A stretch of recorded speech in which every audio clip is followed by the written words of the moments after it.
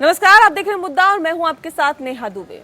केंद्रीय गृह मंत्री अमित शाह ने लॉकडाउन 4 पर गुरुवार को सभी राज्यों के मुख्यमंत्रियों के साथ बातचीत की। उन्होंने लॉकडाउन 4.0 को लेकर राज्यों के मुख्यमंत्रियों के साथ विचार किए जाने के बाद प्रधानमंत्री को भी इससे अवगत कराया। गृह मंत्री ने राज्यों के मुख्यमंत्रियों से 31 मई के बाद लॉकडाउन पर उनके राज्यों की क्या राय है और आगे वो क्या सोचते हैं, इस पर भी उनके विचार जाने। लॉकडाउन 4 की अवधि 31 मई को खत्म हो रही है। क्या देश में लॉकडाउन 5.0 लागू होगा? फिलहाल सबकी नजर इस पर ही है। लॉकडाउन से देश को धीरे धीरे बाहर निकालने के लिए शीर्ष स्तर पर चर्चा लगातार जारी है। कोविड-19 से सबसे ज्यादा प्रभावित 5 राज्यों और 11 शहरों पर लगातार नजर बनाए रखना, 7 राज्यों में लौट रहे प्रवासियों की निगरानी करना और कंटेनमेंट जोन में कड़े नियम लागू करना, ये कुछ व्यापक तरीके हैं और ऐसे हो सकते हैं जिनके मदद से देश को लॉकडाउन से बाहर निकाला जा सके। एक रिपोर्ट देखिए। सरकार का लॉकडाउन 5 पर मंथन लगातार जारी है। लॉकडाउन 4 के खत्म होने के पहले ही लॉकडाउन 5 की आहट सुनाई देने लगी है। गृह मंत्री अमित शाह ने लॉकडाउन 4 को लेकर गुरुवार को सभी राज्यों के मुख्यमंत्रियों से बातचीत की और आगे की रणनीति पर भी चर्चा की। सूत्रों का कहना है कि 2 हफ्ते के लिए लॉकडाउन का बढ़ना लगभग तय है। मुझे लगता है कि लॉकडाउन जिस स्थिति में है उस स्थिति से आगे 15 जून तक बढ़ सकता है, लेकिन फिर भी हमारी कोशिश ये है, एक 2-3 चीज़ रिलैक्सेशन देना चाहिए। 2-3 ही एक्टिविटी बंद है, hotel industry, restaurant industry, gyms, this type of industry. हमारी कोशिश यही है कि हमारी रिक्वेस्ट है केंद्र सरकार से, देखते हैं एमएचए की गाइडलाइन के हिसाब से जो कुछ आता है। केंद्रीय कैबिनेट सचिव राजीव गौबा ने भी राज्यों के साथ लॉकडाउन को लेकर चर्चा की। इस बैठक में राज्यों और केंद्र शासित प्रदेशों के सचिव और वायरस से बुरी तरह से प्रभावित 13 शहरों के जिलाधिकारी और कमिश्नर शामिल हुए। माना जा रहा है कि सरकार ज्यादा छूट देकर अर्थव्यवस्था को पटरी पर लाने की कोशिश करेगी, लेकिन जो जिले कोरोना से सबसे ज्यादा प्रभावित हैं, उन्हें इस बार भी राहत मिलने की उम्मीद कम है। सूत्रों के मुताबिक लॉकडाउन 5 में 11 शहरों पर सख्ती जारी रहेगी। ये वो शहर है जहां कोरोना का संक्रमण लगातार बढ़ रहा है। जिन शहरों में पाबंदी जारी रह सकती है उनमें दिल्ली, मुंबई, बेंगलुरु, पुणे, चेन्नई, अहमदाबाद, जयपुर और कोलकाता शामिल है। लॉकडाउन के 5वें चरण में केंद्र की ओर से धार्मिक स्थलों को खोलने की छूट दी जा सकती है, लेकिन नियम और शर्तें लागू रहेंगी। लॉकडाउन 5 के दौरान सभी जोन में सैलून और जिम को खोलने की इजाजत भी मिल सकती है। बताया जा रहा है कि शादी और अंतिम संस्कार में कुछ और लोगों को शामिल होने की छूट दी जा सकती है। मुझे लगता है कि सभी राज्य सरकारों के मुख्यमंत्रियों की राय लेकर ही कोई फैसला आगे लेना चाहिए और उससे आसानी भी होती है कोई आदेश को लागू करने में। तो मुझे लगता है कि जो राज्य सरकारें अपनी राय दी होंगी उसके हिसाब से केंद्र सरकार का फैसला आएगा। केंद्र सरकार ने कहा है कि राज्यों की 2 श्रेणियों पर ध्यान केंद्रित किया जाएगा। इनमें पहले वो राज्य जहां 2.5 महीनों में बड़ी संख्या में कोविड-19 के मामले सामने आए हैं और दूसरे वो राज्य जहां प्रवासी मजदूर बड़ी संख्या में पहुंच रहे हैं। महाराष्ट्र, राजस्थान, गुजरात, दिल्ली और तमिलनाडु पहली श्रेणी में आते हैं, जबकि बिहार, मध्य प्रदेश, पश्चिम बंगाल, उत्तर प्रदेश, ओडिशा, छत्तीसगढ़ और झारखंड दूसरी श्रेणी में आते हैं।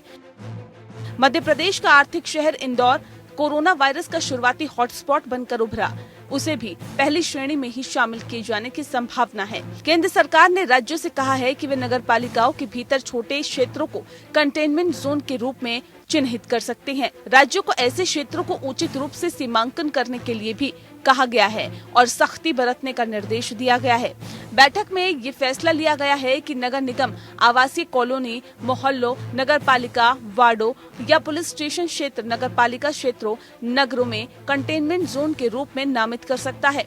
वहीं राज्य सरकारों ने सभी गतिविधियां फिर से शुरू करने की मांग की है। इसमें बाजारों को खोलना, अंतर्राज्यीय परिवहन सुविधा, आर्थिक गतिविधियों को अनुमति देना और संभव होने पर सामाजिक दूरी के साथ ही धार्मिक स्थलों को खोलने की अनुमति देना शामिल है। कई राज्य स्कूलों को फिर से खोलने की योजना भी बना रहे हैं।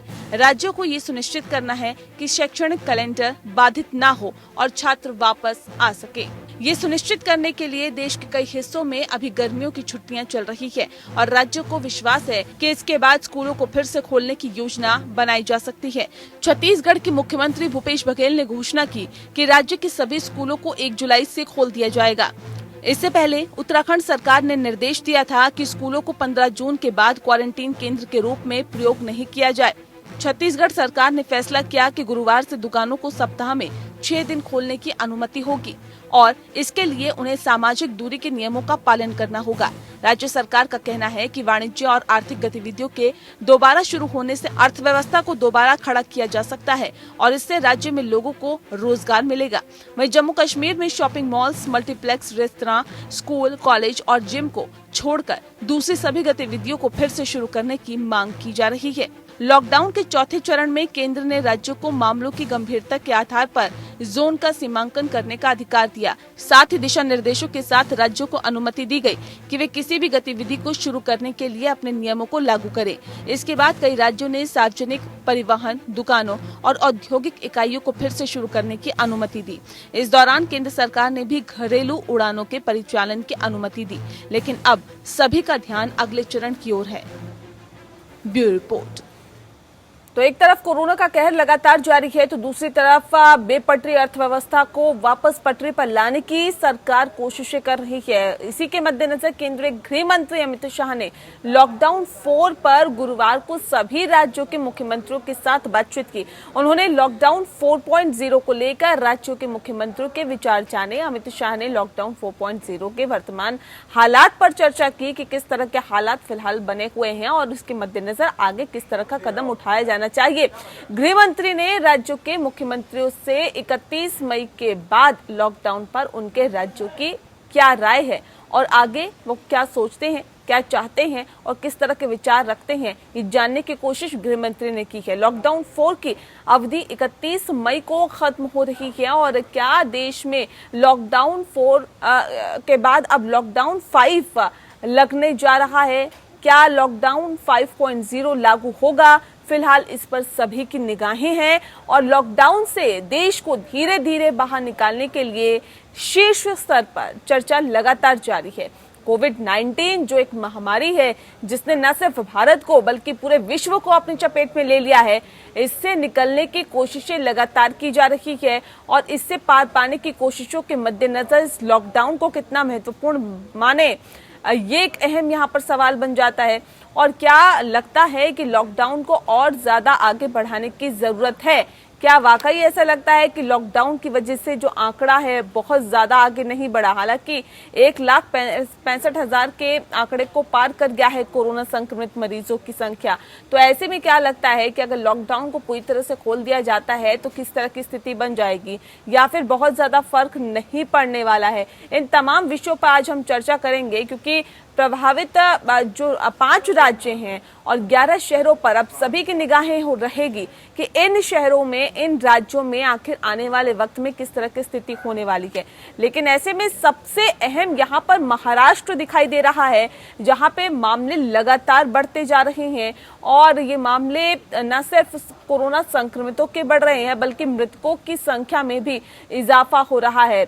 और इसके साथ ही आपको बता दें कि जिस तरह से महाराष्ट्र के बाद कई और राज्यों के नाम लिए जा रहे थे, लेकिन अब राजधानी दिल्ली भी इसमें बाजी मारती हुई दिखाई दे रही है। यानी कि राजधानी दिल्ली में भी कोरोना संक्रमित मरीजों की संख्या बहुत तेजी से बढ़ रही है। इससे पहले गुजरात दूसरे नंबर पर देखा जा रहा था, लेकिन अब दिल्ली को ये कहा जा सकता है कि बहुत ज्यादा कोरोना के मद्देनजर रफ्तार मिल गई है और यहाँ पर कोरोना संक्रमित मरीजों की संख्या बहुत ज्यादा बढ़ती जा रही है। ऐसे में सवाल इस बात को लेकर है कि क्या हम आने वाली स्थिति के लिए तैयार हैं? ऐसे में सवाल इस बात को लेकर भी है कि आने वाली स्थिति कितनी भयावह हो सकती है और क्या उसके मद्देनजर हमारे पास स्वास्थ्य सुविधाएं मौजूद है और लॉकडाउन 5 में क्या कुछ अहम किया जाए, क्या कुछ खास हो, इस पर भी तफसील से हम चर्चा करेंगे।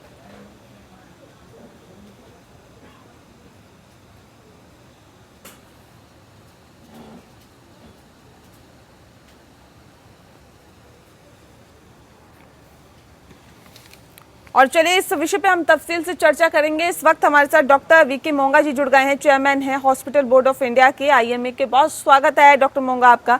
सवाल इस बात को लेकर है कि जिस तरह के हालात और जिस तरह की स्थितियां फिलहाल बनी हुई है देश में, लगातार कोरोना संक्रमित मरीजों की संख्या बढ़ती जा रही है और अब जो आंकड़ा है वो 1.5 लाख को भी पार कर गया है, यानी कि 1,65,000 से ज्यादा कोरोना संक्रमित मरीजों की संख्या देश में मौजूद है। तो ऐसे में क्या आपको लगता है कि लॉकडाउन 5 की अहमियत और ज्यादा बढ़ जाती है? आपने ठीक कहा। हालात बहुत नाजुक हैं। आप पूरे देश की बात करें, दिल्ली की बात करें, तो देखने में ये आ रहा है कि ये जो केसेस बढ़ रहे हैं हमारी कुछ गलतियों की वजह से बढ़ रहे हैं जी। और उससे ऊपर की बात ये कि ये अभी केस 15 जून तक आपको पीक पहुंचेगा। अभी पीक नहीं पहुंचा है। दिल्ली में 1,000 केस प्रतिदिन के हिसाब से बढ़ने शुरू हुए हैं। देश के अंदर 8-10 हजार केस रोज बढ़ने शुरू हुए। तो आप ये मान के चलिए कि ये आंकड़ा काफी दूर तक, काफी लंबा चलने वाला है। और इसमें सरकारों को कहीं ना कहीं वो जो कहते थे ना, जान है तो जहान है वाली बात है, उसको भूल के हम जहान की तरफ ज्यादा चल पड़े हैं। जान को हमने इम्पोर्टेंस कम देनी शुरू कर दी है। और जहाँ तक आपने लॉकडाउन 5.0 की बात की है, ये जो आने वाला है, अब मुझे नहीं मालूम मुख्यमंत्री क्या कहेंगे या फाइनेंस विजिट क्या कहेंगे, लेकिन एज ए डॉक्टर मैं ये कहना चाहता हूँ सरकारों से कि कृपया जल्दी ना करें। आपने सब कुछ खोल दिया, मार्केट खोल दी, आपने फ्लाइट चालू कर दी, आपने लोगों का आवागमन चालू कर दिया, अब कुछ स्कूलों की बात खुलने की बात हो रही है। ये मुझे लगता है कि ये बहुत ही जल्दी वाले और बहुत ही हैफर्ड स्टेप्स हैं, जिसके अंदर आप देखना कि 15 जून आते आते ये केसेस जो है इतने बढ़ जाएंगे कि सरकार को दोबारा से इन लॉकडाउन के बारे में सोचना पड़ेगा। मेरे पास तो जो मेरा विचार है एज ए डॉक्टर कि we should go back to 1.0, मतलब जो 1.0 लॉकडाउन था तो वो सख्ती से हुआ था, हमें दोबारा से कहीं ना कहीं सख्ती लानी चाहिए। और जहाँ पर जरूरत पड़े सरकारों को हेजिटेट नहीं करना चाहिए, चाहे आर्मी बनानी पड़े, चाहे किसी प्रकार से इंतजाम करना पड़े।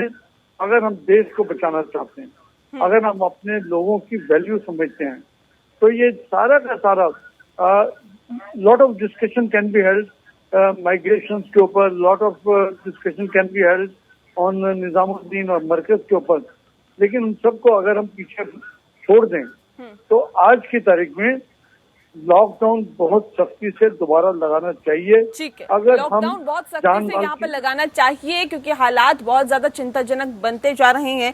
इस वक्त हमारे साथ प्रोफेसर एपी तिवारी जी भी जुड़ गए हैं जो कि अर्थशास्त्री है। सर बहुत स्वागत है आपका। साथ ही हमारे साथ डॉक्टर सुधीर कुमार गुप्ता जी जुड़ गए हैं, चेस्ट मेडिसिन एक्सपर्ट हैं कैलाश अस्पताल में। बहुत स्वागत है आपका भी। लेकिन अब सवाल जो मेरा है प्रोफेसर एपी तिवारी जी से है।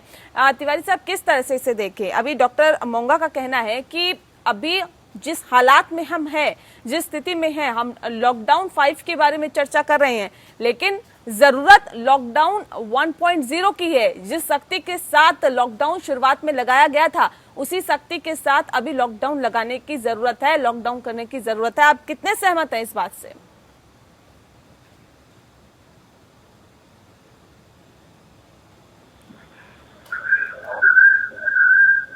तिवारी जी सुन पा रहे हैं आप हमें? एपी तिवारी जी आपको आवाज मिल पा रही है?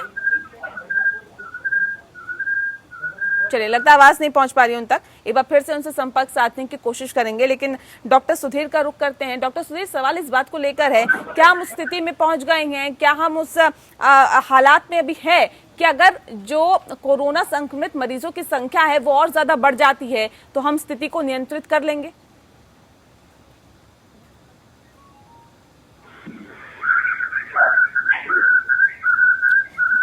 जी डॉक्टर सुधीर।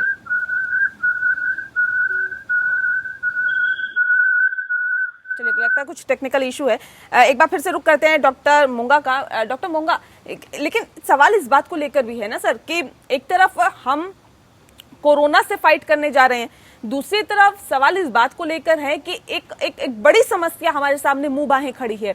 वो समस्या अर्थव्यवस्था है। अर्थव्यवस्था जो बेपटरी हो चुकी है उसको वापस पटरी पर लाने की एक बहुत बड़ी जरूरत है। ऐसे में अगर आप लॉकडाउन 1 की बात करते हैं और ये कहते हैं कि जिस सख्ती के साथ वो लागू किया गया था एक बार फिर से लागू करना चाहिए, तो सर क्या नहीं लगता है कि ये एक दूसरी समस्या हमारे सामने बहुत बड़ी खड़ी हो जाएगी? मैं मानता हूँ कि बड़ी असमंजस्य की स्थिति है सरकार के लिए। इधर काम करते हैं तो ये मुश्किल होती है, उधर जाते हैं तो वो मुश्किल आती है। और एक बैलेंस बनाना, एक फॉर्मूला बन जाए कि इस लाइन पे चलेंगे मोदी जी तो सब काम ठीक हो जाएगा, ऐसा मुझे नहीं लगता किसी प्रकार का कोई सोल्यूशन निकल सकता है। लेकिन जहां सरकारों ने ये बैलेंस बनाने की कोशिश की, उसके अंदर ही हमारे जो लोगों ने उसका नजायज फायदा उठाया, लोगों ने इधर से उधर जाकर मार्केट खोलकर पूरा का पूरा एक पाबंदियां थी उनको खत्म करके अब जो सरकारों ने स्कूल खोलने की या धार्मिक स्थल खोलने की बातें चल रही हैं, मुझे लगता है बड़ा एट्रोशियस है। बिल्कुल इनकी अभी जरूरत नहीं है, हमें सख्ती करनी चाहिए। अर्थव्यवस्था, देखो मैं तो ना अर्थशास्त्री हूँ और ना ही पॉलिटिशियन हूँ इस वक्त। मैं जो एक डॉक्टरी नाते बात कर रहा हूँ, मैं एक डॉक्टरी नाते बात करूंगा, पब्लिक हेल्थ एक्सपर्ट होने के नाते। और पूरे देश के, अगर आप मेरे से हॉस्पिटल्स की डिस्कशन करना शुरू करोगे, हॉस्पिटल बोर्ड मेरा अपना डोमेन है, तो आप ये देखेंगे कि अस्पतालों के अंदर बहुत बुरा हाल है। हर मरीज जो अस्पतालों के अंदर आ रहा है वो एक क्वेरी हर मरीज में कोरोना का कहीं ना कहीं डाउट रहता है डॉक्टरों को कि ये जुकाम, बुखार, खांसी या वैसे भी किसी काम के लिए आए तो इसको कोरोना होने के चांसेस हैं। और उससे बड़ी बात यह है कि कोरोना जरूरी नहीं है कि जुकाम खांसी हो तब भी कोरोना पॉजिटिव होगा। बिना किसी सिम्टम के भी मार्केट के अंदर लोग घूम रहे हैं जिनके सिम्टम नहीं है, परंतु आज उनका कोरोना टेस्ट हो रहा है तो पॉजिटिव निकल रहा है। कई लोग ऐसे हैं जो कहते हैं मैं तो कभी बाहर गया नहीं तब भी मुझे कोरोना पॉजिटिव कैसा हो गया। तो ये जब कम्युनिटी स्प्रेड हुआ है, ये बहुत ही एक अंदर तक घर कर चुका है। कई स्टेट्स के अंदर तो बहुत ही बुरा हाल है। और ये मैं मानता हूँ कि अगर भी तो टेस्टिंग भी पूरी नहीं हो रही, और टेस्टिंग अगर पूरी नहीं होगी तो डेफिनेटली आंकड़ा जो है वो भी कम सामने आएगा।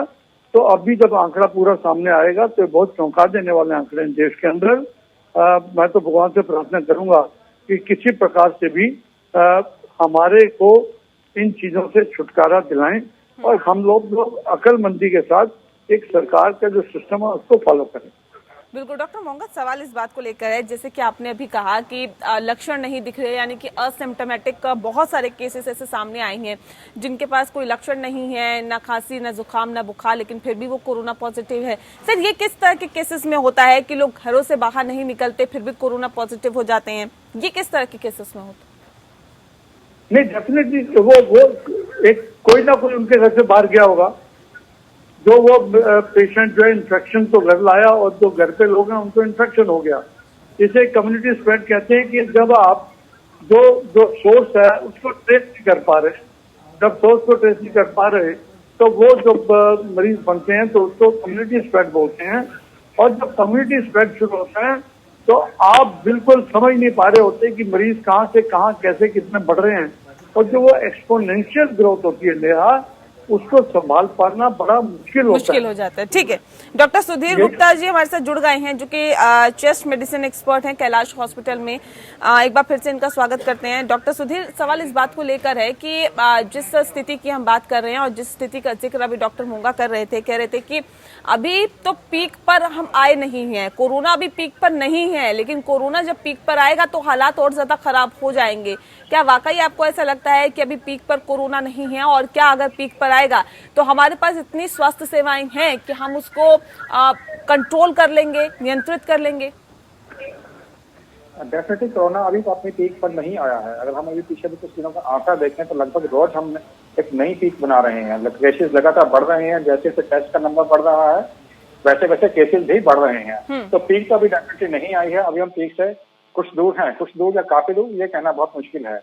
पर अगर ऐसे ही केसेस बढ़ते रहे और एक्टिव केसेस बढ़ते रहे जिनको हॉस्पिटल की जरूरत होगी, तो हमारा जो स्वास्थ्य सिस्टम है, जो हमारा हेल्थ सिस्टम है, वो इसका ध्यान रखने में नाकाम हो जाएगा और यहाँ पे काफी बड़ा फेलियर हमें सबमिट देखना पड़ सकता है।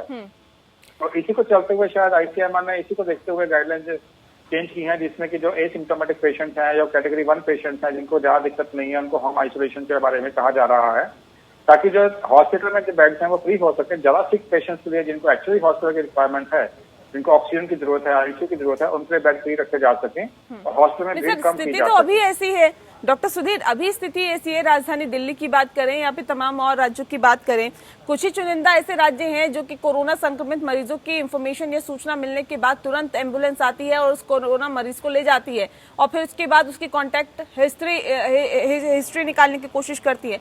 सवाल इस बात को लेकर है कि राजधानी दिल्ली का ही आप एग्जाम्पल ले लीजिए, उदाहरण ले लीजिए कि अगर आप बता देंगे कि ये जो मरीज है कोरोना संक्रमित है, तो बताया ये जाता है कि सुबह तक हम आएंगे तब लेके जाएंगे कोरोना मरीज को। तो ये स्थिति फिलहाल देश की राजधानी दिल्ली की है सर। तो क्या हम माना जाए जब पीक पर कोरोना होगा तो किस तरह की स्थिति हम देख पाएंगे या फिर किस तरह की स्थिति से निपटने के लिए हम तैयार रहें? अभी जो राजधानी दिल्ली की स्थिति है या आप मुंबई की स्थिति भी देख लीजिए, वहाँ पे बेड की शॉर्टेज हमें महसूस हो रही है।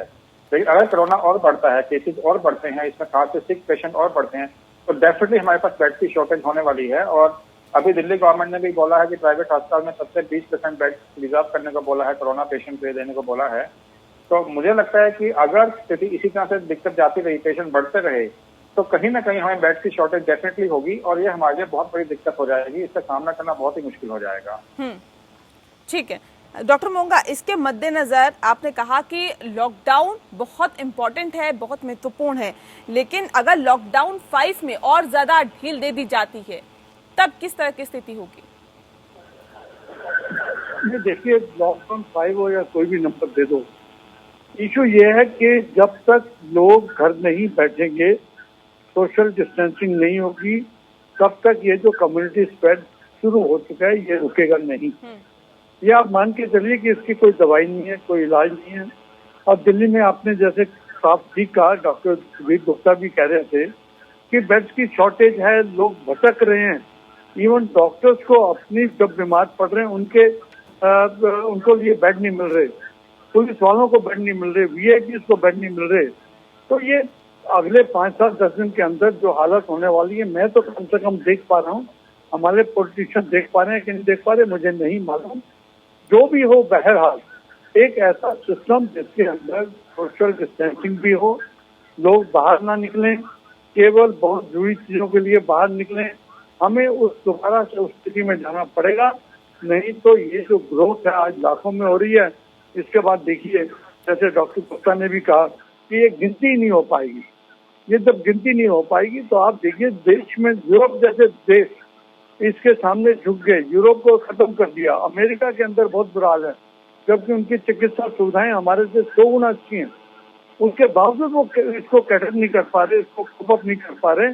और दिल्ली और देश का जो बुरा हाल होगा वो मुझे लगता है कि एक चेतावनी है चिकित्सा समुदाय की सरकारों को कि जल्दी ना करें, स्कूल खोलने की, धार्मिक स्थानों को खोलने की, ट्रेन चालू करने की, ये सब नहीं करना चाहिए। ये मुझे लगता है डॉक्टर सुधीर गुप्ता भी इस बात पे एग्री करेंगे। ठीक है डॉक्टर एपी तिवारी जी, सवाल इस बात को लेकर है कि बहुत ज्यादा जल्दीबाजी जो सरकार दिखा रही है वो जाहिर तौर पे लोगों के लिए घातक होगी, ऐसा कहना है डॉक्टर्स जो हमारे साथ बैठे हुए हैं। लेकिन क्या वाकई अर्थव्यवस्था के हिसाब से इतनी जल्दबाजी दिखानी चाहिए या नहीं?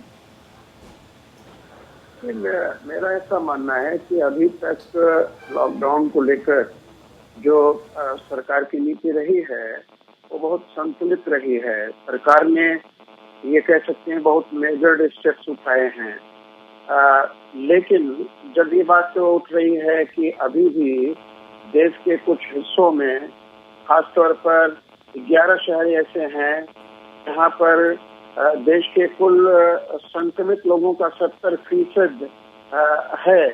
ऐसी स्थिति में, और ये जो कह सकते हैं शहर हैं दिल्ली, मुंबई, कलकत्ता है, चेन्नई, अहमदाबाद, पुणे, ठाणे, सूरत, जयपुर और इंदौर खास तौर पर, तो जहां मेरा मानना है कि अर्थव्यवस्था का वो हिस्सा कम से कम वहां ढीले जरूरी हैं, जहां पर खाने की चीजों का उत्पादन होता है, दवाइयों का उत्पादन हो रहा है, कुछ जो दिहाड़ी मजदूर हैं जो काम करते हैं उनकी आजीविका की व्यवस्था कैसे हो, ठीक है कि सरकार ने मदद दी अभी तक, लेकिन कहीं न कहीं तो अर्थव्यवस्था को जी। एक कह सकते हैं गति देनी होगी। चुनिंदा क्षेत्रों को ही सही, जैसे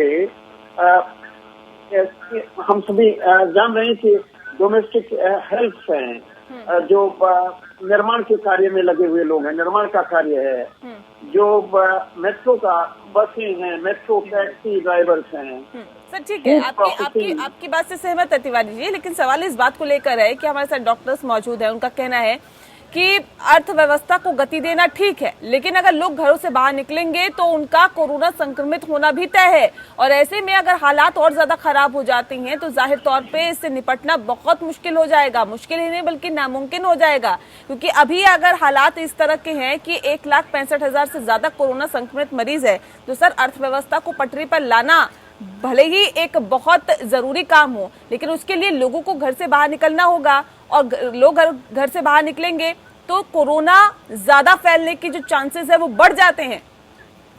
कि अभी तक के जो संकेत हैं उसमें मैं समझता हूँ कि जो सोशल डिस्टेंसिंग, जो मेडिकल एक्सपर्ट्स हैं वो भी इस व्यू के हैं कि सोशल डिस्टेंसिंग है। जो पेशेंट्स पाए जा रहे हैं उनमें तो एक संक्रमण तो आगे न फैले, उसको कैसे रोका जाए। मास्क है बड़े पैमाने पर, जो टेस्टिंग कह सकते हैं, टेस्टिंग का दायरा को बढ़ाए जाने की जरूरत है। तो ये सब काम तो समानांतर चल रहा है। ऐसे में एक बड़ा गंभीर संकेत जरूर है कि जो प्रवासी मजदूर अपने मूल स्थान से हटकर बड़े शहरों में गए थे, रोजी रोटी की तलाश में गए थे, वो जब संक्रमित होकर अपने गांव में पहुंच रहे हैं, तो मैं ये मानता हूं कि अभी ग्रामीण क्षेत्रों में यदि ये अपना पैर पसारता है कोरोना, तो वैसे में जो एक चिकित्सा सुविधाएं हैं, जो टेस्टिंग का कहेंगे दायरा है, वो बहुत सीमित है। तो ये एक आशंका ये व्यक्त की जा सकती है कि बहुत कठोरता से लागू भी किया जाए उन क्षेत्रों में जहां पर, जिनको कहा जा रहा है कंटेनमेंट जोन जो हैं, लेकिन जहां पर कह सकते हैं इसका इम्पैक्ट, इसका संघात कम है कोरोना का, उन क्षेत्रों में चुनिंदा आधार पर तो आर्थिक कारोबार को शुरू ही करना होगा। जैसे जो रिटेल सेक्टर हमारा है, जिसने बहुत काम दिया भी, जो क्षेत्रीय दुकानें हैं और उनको खोलकर, हाँ वो अपनी जगह शर्तें हैं। ठीक है सर, लेकिन सवाल वही है सर, सवाल वही बरकरार है, जान है तो जहान है, लेकिन यहाँ पर क्या जान को बचाना अभी बहुत महत्वपूर्ण है या फिर जहान को बचाना बहुत महत्वपूर्ण है? इस पे हम लगातार चर्चा जारी रखेंगे। बहरहाल आपका बहुत शुक्रिया प्रोफेसर एसपी तिवारी जी हमारे साथ इस फोन लाइन पर जुड़ने के लिए। केंद्रीय गृह मंत्री अमित शाह ने लॉकडाउन 4 पर गुरुवार को अब सभी राज्यों के मुख्यमंत्रियों से बातचीत की है और ये तय किया है कि लॉकडाउन 5 अगर हो तो कैसा हो, कितना जरूरी है, कितनी अहमियत इसकी है। इस पे भी आज हम तफसील से चर्चा कर रहे हैं। खास मेहमान लगातार हमारे साथ मौजूद हैं। इस वक्त हमारे साथ डॉक्टर आर के तुली जी भी जुड़ गए हैं, हॉलिस्टिक मेडिसिन एक्सपर्ट है। तुली साहब बहुत स्वागत है आपका। सवाल इस बात को लेकर है सर कि जिस बात का जिक्र हम लगातार कर रहे हैं और इस बात को उठा रहे हैं कि क्या लॉकडाउन 5 की देश में जरूरत है, इस पर क्या आप अपनी राय रखेंगे? देखिए, स्थिति इस समय देश में बहुत जटिल है कि एक तरफ हम ये लॉकडाउन हटाते हैं तो संक्रमण इतनी तेजी से बढ़ने लग गया है, और हमने ये भी माना है, डॉक्टर गुप्ता और डॉक्टर मोंगा दोनों ने आपको बताया कि हमारे देश में हमारे पास इतनी सुविधा नहीं है कि जिस प्रकार से ये संक्रमण फैलने लग गया है, इसी प्रकार अगर ये बढ़ता रहा, हमारे पास क्या देश के जो वेस्टर्न कंट्रीज के बहुत एडवांस्ड कंट्रीज हैं, वो वहाँ भी ये चिकित्सा फेल हो चुकी है। तो हमें एक संतुलन एज ए होलिस्टिक मेडिसिन, यानी कि एक संतुलित और एक संपूर्ण नजरिया को देना है और थोड़ी सी अपनी रणनीति इस महामारी के लिए हमें थोड़ी सा अपनी सोच अलग करनी होगी। जी कहते हैं कि इट्स आपदा में, इस आपदा में हमें एक कुछ नए ढंग से सोचना पड़ेगा। इसका इलाज है बचाव में, और बचाव के लिए जरूरी है कि सिर्फ मात्र लॉकडाउन से हम ये अपनी सुरक्षा लोगों की, आबादी की नहीं कर सकते। कितने दिन लोगों को आप के मकानों में ढक के रखोगे? आप ये मानिए, आज 12वीं में ये दिल्ली की 80% जनता, जो कि अनऑथोराइज कॉलोनी में छोटे छोटे घरों में एक एक कमरे, 10 बाई 10 के कमरे में 10-10 लोग रहते हैं, आप उनको कैसे लॉकडाउन में इस संक्रमण से बचा सकते हैं? इसी कारण आज दिल्ली और मुंबई में और जहां भी इस प्रकार की कंजेस्टेड लिविंग कंडीशन होगी, वहां पे ये संक्रमण फैलने से नहीं रुक पाएगा।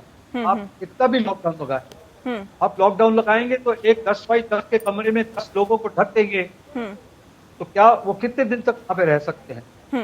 उसके साथ साथ जो सवाल इस बात को भी लेकर है ना, ठीक है ठीक है ठीक है, डॉक्टर मोंगा सवाल इस बात को लेकर है, आपने कहा कि लॉकडाउन 1 की तरह ही एक बार फिर से लगाना चाहिए और उसको रिपीट करना चाहिए। सर, लॉकडाउन अगर कर दिया जाता है, पूर्णतः लॉकडाउन कर दिया जाता है, तो क्या ये विकल्प है? क्या ये कोरोना से निपटने के लिए कारगर विकल्प है क्या, या इसके अलावा आपको और तमाम चीजों पर भी मंथन करने की जरूरत है? विकल्प एक ही है इस बीमारी से बचने का, कि हम कम्युनिटी स्प्रेड को रोकें। कम्युनिटी स्प्रेड तभी रुकेगा जब हम कम्युनिटी में नहीं जाएंगे। और जहां अगर आप धार्मिक स्थान भी खोल दोगे, मेट्रो भी खोल रहे हो, बसेस भी खोल रहे हो, ट्रेन भी खोल रहे हो, फ्लाइट्स भी खोल रहे हो, मार्केट भी खोल रहे हो, अब वो बेचारा पुलिस वाला एक आदमी वो ऑड इवन नंबर आपके देखे कि ऑड इवन वाली दुकान खुली है या इवन वाली खुली है, ग्राहक मास्क लगा के आ रहे हैं कि नहीं आ रहे। आप देखिए, सेल्फ अपना डिसिप्लिन तो है ही नहीं ना हमारे में। अगर सेल्फ डिसिप्लिन होता, आप अभी भी देखिए कम से कम 25% लोग सड़क पर आपको बिना मास्क के दिखाई देते हैं। 25% लोग कम से कम आपको सड़क पे दिखाई देते हैं जिनको कोई काम नहीं होता, केवल तमाशा देखने जाते हैं कि कौन सी मार्केट खुली है, कौन सी मार्केट बंद है। ऐसे इतने असंख्य लोग स्कूटरों पे 2-2, 3-3 सवारियां बैठकर बिना मास्क के घूम रही हैं अपना क्षेत्रों के अंदर, मार्केट्स के अंदर भीड़ों की भीड़ें चलती चली जा रही हैं। आप रोज वीडियोस देख रहे हैं। ऐसे में कैसे आप बीमारी को रोक सकते हो? इम्पॉसिबल। एक तो चलो अर्थव्यवस्था की बात करें या दूसरी बातें करें, लॉकडाउन में आप जो भी सोल्यूशन है बड़े हाफ मेजर्ड सोल्यूशन है। आधे पचद्दे इलाज से कोई काम नहीं होने वाला। You have to give a surgical issue, surgical opinion होना चाहिए और सर्जिकल इसके ऊपर इलाज होना चाहिए। ये दवाई देने से काम नहीं चलने वाला। हम लातों के भूत हैं, बातों से नहीं मानते हमारे लिए। ठीक है डॉक्टर सुधीर, सवाल इस बात को लेकर भी है कि क्या महज तालाबंदी या फिर लॉकडाउन कर दिया जाए तो क्या ये एकमात्र विकल्प है, या इसके अलावा हमें और चीजों पर यहाँ पर मंथन करने की जरूरत है? लोगों को अपना कर्तव्य समझने की भी जरूरत है, अपनी जिम्मेदारियां निभाने की जरूरत है, क्योंकि जो हालात और जो स्थितियां बनी हुई है काफी हद तक, बहुत दिनों तक अर्थव्यवस्था को आप रोक कर नहीं रख सकते, उसको आपको चलाना ही होगा। सरकार के सामने भी चुनौती है, क्योंकि अगर कोरोना से तो फिर भी लोग बच जाएंगे, लेकिन भुखमरी से जाहिर तौर पे वो ज्यादा प्रभावित लोगों को करेगी। तो अर्थव्यवस्था को चलाना भी उतना जरूरी है। लेकिन क्या आपको लगता है कि बहुत ज्यादा वक्त तक हम लॉकडाउन को रख सकते हैं, या यही एकमात्र विकल्प है? लॉकडाउन का बहुत लंबे समय तक नहीं खींचा जा सकता। शुरू में जब लॉकडाउन शुरू हुआ था उस समय था कि जान है तो जहान है, जान बचेगी तो डेफिनेटली ये दुनिया भी बच जाएगी। लेकिन अभी इतने लंबे समय खींचेंगे तो जान तो डेफिनेटली संकट में है ही। बहुत से लोग ऐसे हैं जो रोज कमाते हैं, रोज खाते हैं, लेकिन अगर कामकाज नहीं होगा, पैसे नहीं कमाएंगे तो वो लोग भी भुखमरी का शिकार हो जाएंगे। तो इस समय दिक्कत कोरोना के साथ साथ बाकी सब दिक्कतें भी और जुड़ गई हैं। तो लॉकडाउन लंबा खींचने कोई एक इसका सोल्यूशन नहीं है। इसके साथ साथ हमें ये भी सोचना होगा कि लॉकडाउन को तो आगे बढ़ाएं, लेकिन साथ ही साथ उन लोगों के लिए भी कुछ करना चाहिए जो लोग ये अफोर्ड नहीं कर सकते। तो इसके लिए लॉकडाउन जिनके लिए मुसीबत बनकर आया है, जिनके लिए आराम बनकर नहीं आया, ऐसे में कुछ ऐसा उपाय निकालना चाहिए कि अपनी गतिविधियां भी चालू रहें और साथ ही साथ लोगों का जो सोशल डिस्टेंस वो भी मेंटेन रहे, जो अनावश्यक रूप से लोगों का इधर उधर जाना है वो ना हो, जो जितना काम अपना घर से बैठे कर सकते हैं, वर्क फ्रॉम होम कर सकते हैं, वो उतनी अच्छी बात है, उतना ही सड़क पर ट्रैफिक कम होगा। मार्केट से जो सामान लेना है वो 5-7 दिन का एक साथ ले आए। ऐसा नहीं है कि रोज में हम कोई चीज खरीदने मार्केट जा रहे हैं तो उससे मार्केट में भीड़ बढ़ेगी। और साथ ही साथ जो कंटेनमेंट जोन हैं, जहाँ पे पेशेंट्स बहुत ज्यादा हैं या जहाँ पे सोशल डिस्टेंसिंग पॉसिबल नहीं है, तो उस जगह पर भी कुछ ऐसा उपाय करना होगा कि उस जगह कंटेनमेंट जोन किया जाए और उसके आसपास की जो जगह है, जो उसके कंटेनमेंट जोन के अलावा जो जगह है, उसको खोला जाए। अभी भी हम देख रहे हैं कि पूरे के पूरे जिले को जैसे रेड जोन में डाला हुआ है, तो इसमें भी थोड़ा सा परिवर्तन करना होगा कि इसमें कंटेनमेंट जोन, रेड जोन और बाकी जो इसमें जहाँ पे गतिविधियां चलाई जा सकती हैं उनको डिफरेंशिएट करना होगा, किस तरह से आर्थिक गतिविधियां चल सकें और साथ ही साथ कंटेनमेंट जोन में लॉकडाउन को भी पाला जा सके। ठीक है डॉक्टर तुली, सवाल इस बात को लेकर है कि क्या लॉकडाउन को बहुत ज्यादा वक्त तक बढ़ाया जा सकता है, क्योंकि अगर डॉक्टर हर्षवर्धन जो कि केंद्रीय स्वास्थ्य मंत्री है वो ये कहते हैं कि आपको कोरोना के साथ जीने की आदत डाल लेनी चाहिए, या फिर दिल्ली के मुख्यमंत्री अरविंद केजरीवाल ये कहते हैं या प्रधानमंत्री ये कहते हैं कि अब तो कोरोना के साथ जीने की आदत डाल लेनी चाहिए, आप महज एहतियात बरतें और कोरोना के साथ आपको जीना पड़ेगा, घर से बाहर निकलना पड़ेगा। तो ऐसे में क्या माना जाए कि लॉकडाउन क्या एकमात्र विकल्प है, या इसके अलावा हमें वैक्सीन इजाद करने के तरफ आगे बढ़ना चाहिए, या फिर तमाम और एहतियाती कदम उठाने की जरूरत है? मेरे विचार में हमें एक संतुलित और संपूर्ण, जैसे डॉक्टर हर्षवर्धन का कहना है कि अब हमें इसके साथ जीने और सीखना पड़ेगा। देखिए, हमारे देश में हर साल 4 लाख लोग ट्यूबरकुलोसिस से मरते हैं। पिछले 60 साल से नेशनल हेल्थ प्रोग्राम है टीबी के ऊपर, इसकी संपूर्ण इलाज है, दवाई है जी। बच्चे को पैदा होने से पहले बीसीजी वैक्सीन लगा दी जाती है। और ये सब होने के बाद भी हमारे देश में 4 लाख लोग हर साल मरते हैं, तो हमने उसके साथ जीना सीख लिया। तो ये कोरोना कौन सी ऐसी चीज आ गई है कि जिसके साथ हम कंटेन नहीं कर सकते? और इसके लिए सबसे जो ज्यादा जरूरी है वो है कि हमें ये समझना कि इसका कोई इलाज नहीं है। इसका समाधान है मात्र अपना रोग प्रतिरोध शक्ति को बढ़ाने में। That is prevention is better than any cure. और इस समस्या में prevention is the only cure.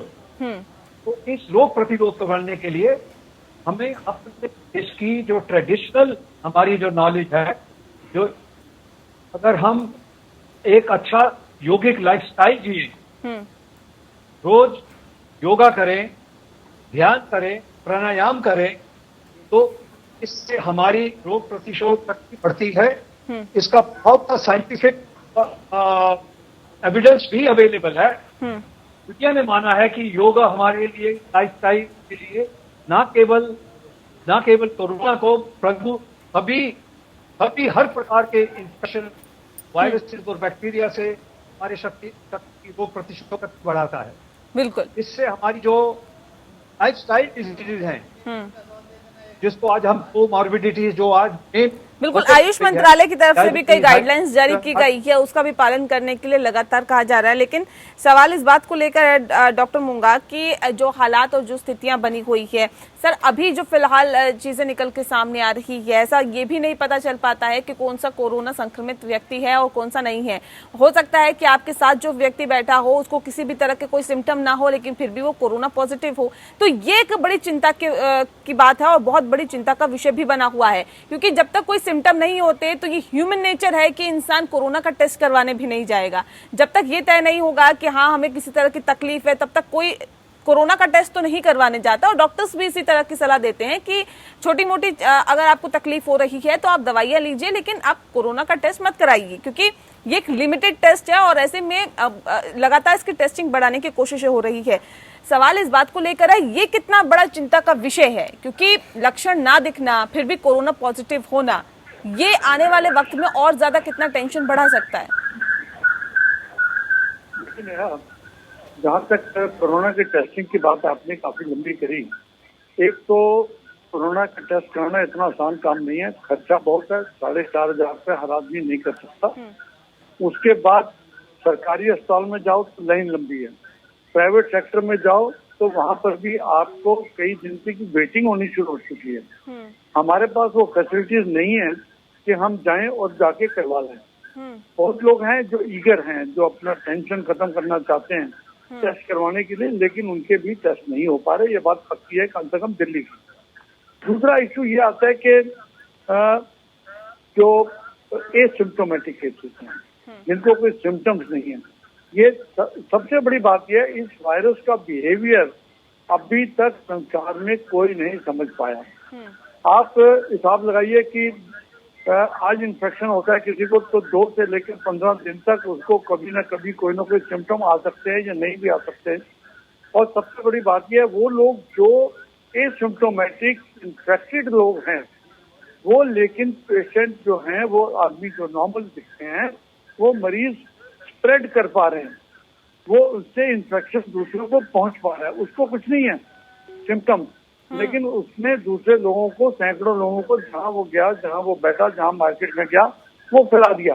सबसे बड़ी पैराडॉक्सिकल सिचुएशन ये है कि एक एसिम्प्टोमेटिक आदमी भी दूसरे मरीजों को, दूसरे आम आदमियों को इन्फेक्शन दे रहा है। ये सबसे बड़ी खतरनाक बात है, इसीलिए हम सोशल डिस्टेंसिंग की बात कर रहे हैं। नंबर 1। नंबर 2, डॉक्टर तुर्ली ने बहुत अच्छा कहा, होलिस्टिक अप्रोच होनी चाहिए, योगा और बाकी चीजें होनी चाहिए। लेकिन अब एकदम इस बीमारी के टाइम पे अगर कोई इम्यूनिटी बढ़ाने की दवाइयां एकदम शुरू कर दे तो ये तो है नहीं कि 5-7 दिन के अंदर इसकी इम्यूनिटी बढ़ जाएगी, बीमारी को रोकथाम हो पाएगी। लेकिन हाँ, डेफिनेटली लॉन्ग टर्म जहां हम बात करते हैं कि हमें रहना पड़ेगा इनके साथ, तो अभी से क्यों ना शुरू करें, चाहे योगा की बात करें, चाहे इम्यूनिटी बढ़ाने की बात करें, चाहे एक्सरसाइज की बात करें, चाहे कोई लोग च्यवनप्राश की बात कर रहे हैं, कोई लोग आंवला की बात कर रहे हैं, एलोवेरा की बात कर रहे हैं। हाँ, जो अब लेना शुरू करेंगे, मान लो ये बीमारी तो चलनी है, तो लॉन्ग टर्म के अंदर हम इसका बेनिफिट उठा सकते हैं। ये बहुत बड़ी बात तुर्ली साहब ने कही है और इसको आयुष मंत्रालय भी कह रहा है और हर डॉक्टर भी मानता है कि ये बहुत ही कारगर सिद्ध होगा। ठीक है डॉक्टर सुधीर, सवाल इस बात को लेकर है कि जिस बात का जिक्र अभी थोड़ी देर पहले कर रहे थे इस खास कार्यक्रम में ही, कि अब पीक पर होगा तो किस तरह के स्थितियां यहाँ पर देखने के लिए मिलेगी, क्योंकि एम्स के निदेशक डॉक्टर रणदीप गुलेरिया का ये कहना है कि जून जुलाई में जो कोरोना है वो पीक पर होगा। लॉकडाउन बढ़ाने की बात हो रही है, उस पर मंथन हो रहा है, लेकिन इस बीच कोरोना संक्रमित मरीजों की संख्या भी लगातार बढ़ती जा रही है।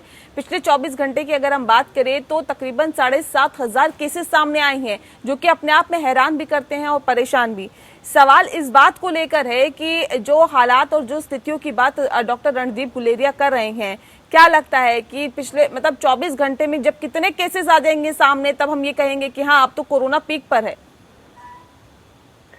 ये कोरोना पीक पर कि नंबर ऑफ केसेस पे डिपेंड नहीं करता, ये डिपेंड करता है कि रोज हम कितने केसेस निकाल रहे हैं, ये लगातार बढ़ रहे हैं, स्टेबल हो गए हैं या कम होने शुरू हो गए हैं। ये इस ग्राफ पे डिपेंड करेगा कि कोरोना पीक पर आया या नहीं आया। एब्सोल्यूट नंबर पे इसमें कोई वैल्यू नहीं है, सिर्फ इतना है कि प्रतिदिन ऑन द एवरेज पेशेंट्स बढ़ रहे हैं या उतने ही हैं या कम हो रहे हैं।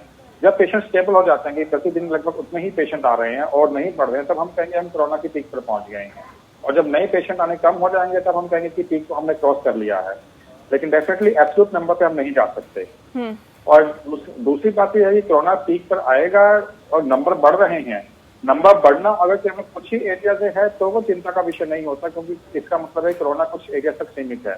लेकिन सबसे बड़ी दिक्कत यह है कि कोरोना लगभग अब देश के हर हिस्से से आ रहा है। जो डिस्ट्रिक्ट, जो जिला में पहले कोरोना नहीं था वहां से भी आ रहा है, भले ही कम केसेज आ रहे हैं। 70% पेशेंट चाहे भले ही 15 शहरों में हैं, लेकिन बाकी डिस्ट्रिक्ट में, बाकी शहरों में भी कोरोना फैल रहा है। तो ये हमारे लिए और भी चिंता का विषय है कि इस तरह से कोरोना का फैलना अच्छी चीज नहीं है। इसका मतलब है कि जहां पे हमने कोरोना कंटेन कर लिया था या जहां पर लोग कोरोना पहुंचा नहीं था वहां भी पहुंच गया है। तो ये हमारे रिसोर्सेज के ऊपर बहुत ज्यादा जोर डाल सकता है। रिसोर्सेज लिमिटेड है, उससे बहुत ज्यादा जोर डालेगा और ये दिक्कत का विषय है। ठीक है, डॉक्टर तुली, क्योंकि अभी कोरोना पीक पर नहीं है, कोरोना पीक पर पहुंचेगा और तब हालात और ज्यादा खराब हो जाएंगे, तो ऐसे में कौन से कदम उठाने चाहिए? क्योंकि देखिए हमारे पास स्वास्थ्य सेवाएं भी बहुत ज्यादा नहीं है, स्वास्थ्य सुविधाएं भी बहुत ज्यादा नहीं है। जब इस कंडीशन में कि जब 24 घंटे में 7,500 केसेस सामने आ रहे हैं और तब हमारी स्वास्थ्य सुविधाएं जो हैं वो चरमराई हुई है, ऐसे में अगर जब कोरोना पीक पर पहुंचेगा तब बहुत ज्यादा केसेस 24 घंटे में निकल के सामने आएंगे, तब किस तरह की स्थितियां हो सकती है और अभी हमें क्या कुछ कदम उठाने चाहिए ताकि कम से कम उस स्थिति से बेहतर तरीके से निपटा जा सके?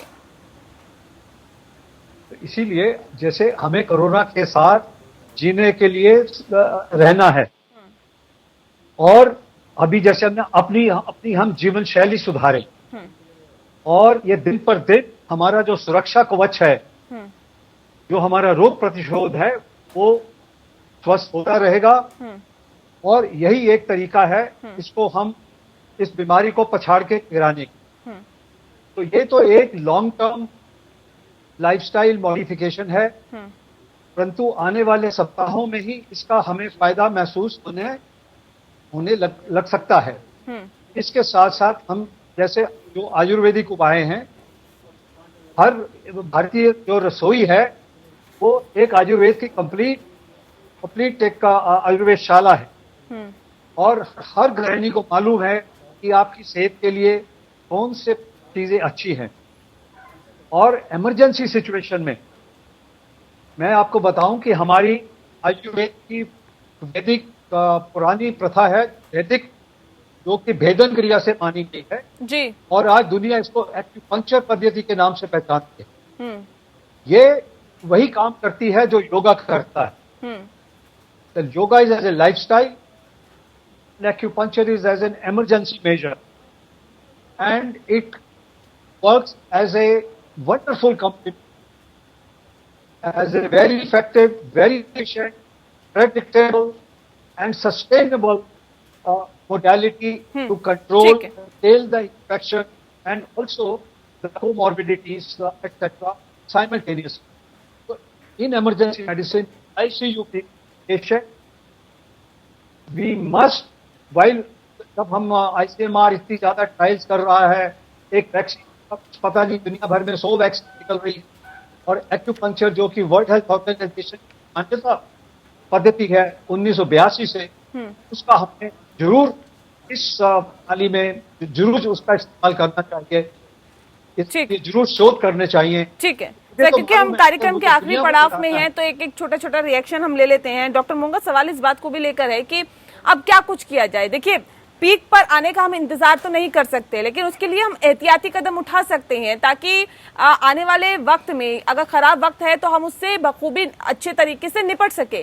तो ऐसे में अब क्या कदम उठाने की जरूरत है सरकार की भी तरफ से, प्रशासन की तरफ से, स्वास्थ्य महकमे की तरफ से, ताकि कम से कम आने वाली स्थिति से निपटने के लिए हम पूर्णतः तैयार रहे? देखिए मैं आप सब लोग ठीक मानते हैं कि हम उस स्थिति में तो नहीं जा सकते कि जब लॉकडाउन 1.0 हो जाए, लेकिन डेफिनेटली अगर हम उसको नहीं कर रहे आर्थिक कारणों से और एक मानवता के आधार पर, तो जो आपको याद होगा जब शुरू में एक भी केस आता था तो पुलिस उसके घर में आती थी, SDM आता था, देखते थे, इन्वेस्टिगेट करते थे, उसके कॉन्टैक्ट को ट्रेस करते थे। लेकिन अब जब से केस बढ़ने शुरू हो गए दिल्ली में, वो कॉन्टैक्ट सिस्टम खत्म ही हो गया। तो क्यों ना, अगर हम लॉकडाउन बढ़ाना नहीं चाहते या स्ट्रिक्ट नहीं करना चाहते, वही सिस्टम को, जो कंटेनमेंट जोन का मतलब होता है कि उस बीमारी को वहीं मरने दिया जाए, बीमारी को खत्म किया जाए। अगर हम दोबारा से वो एक रूल ले आए कि जिस भी गली में, जिस भी मोहल्ले में हुआ है, वहां पर पूरा सख्ती से पूरे के पूरे क्षेत्रवासी बाहर नहीं निकलेंगे, चाहे कोई भी इमरजेंसी हो, तो मुझे लगता है that is the only solution कि कंटेनमेंट को एक पक्की तरह से एज ए रूल उसको लागू किया जाए। ठीक है, कंटेनमेंट जोन लागू किया जाना चाहिए। जिस तरह से हम पहले कांटेक्ट हिस्ट्री निकालते थे कि ये शख्स कितने लोगों से मिला है, कहाँ कहाँ गया है, उसी तरह से आपको ज्यादा खोजबीन करने की जरूरत है। डॉक्टर सुधीर, और क्या कुछ किया जाए जिससे कि आने वाले वक्त से हम निपटने के लिए तैयार रहे? डॉक्टर मोंगा ने जो कहा बहुत अच्छा कहा कि कंटेनमेंट जोन को स्ट्रिक्टली लागू करना चाहिए और कंटेनमेंट जोन भी जल्दी डिक्लेयर कर देने चाहिए। ऐसा नहीं होना चाहिए कि पेशेंट आज पॉजिटिव आया और हम 2 दिन बाद कंटेनमेंट जोन डिक्लेयर कर रहे हैं, वो ऐसा नहीं होना चाहिए। जैसे रिजल्ट पॉजिटिव आता है उसी समय कंटेनमेंट जोन को आइडेंटिफाई करके उसको डिक्लेयर करना चाहिए, उसको सख्ती से लागू करना चाहिए। लेकिन साथ ही साथ इससे ज्यादा जिम्मेवारी नागरिकों की है, लोगों की है, जनता की है।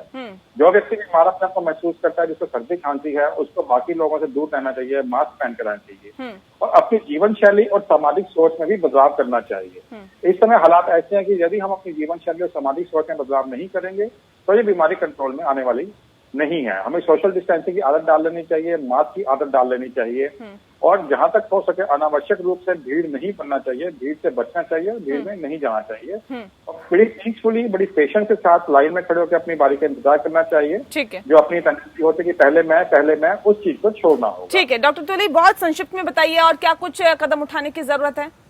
बस बिसाइड्स ये कन्वेंशनल मेथड्स हैं जो hygiene, sanitation, mask wearing, hand washing, keeping ए डिस्टेंस और फिजिकल डिस्टेंसिंग और सोशल रिस्पॉन्सिबिलिटी कि मेरे से किसी दूसरे को संक्रमण ना हो।